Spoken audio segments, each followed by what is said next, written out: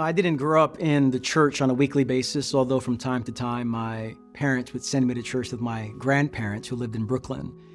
And one day, as a 19-year-old experiencing lots of anxiety, lots of relational challenges, I came to church and someone preached a message about having life in God.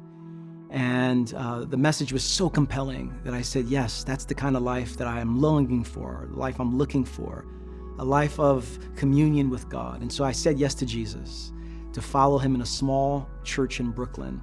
After that, I found myself with lots of questions about what it means to follow Jesus now.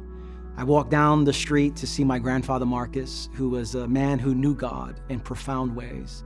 And he had a way of just sitting at the edge of his bed, reading his Bible with an M&Ms in his hand. And I walked into his bedroom one day and said, "Grandpa, I've made a decision to follow Jesus." He was at the service there, so he saw it, but he looked at me and said, "What you have had is an encounter with God, but now you need a life of formation to sustain that." And he asked me to sit down next to him. I sat down with him, and I had just lots of questions about the Bible.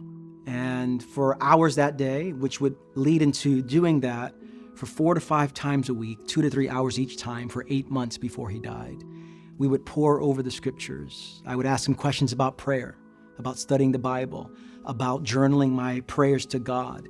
And in those first 8 months, I met God in some significant ways in that one little relationship that I had in a small bedroom in Brooklyn.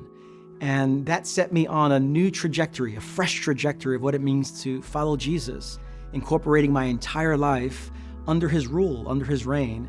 And at the time of this conversation here, it's been 25 years and quite a foundation to have.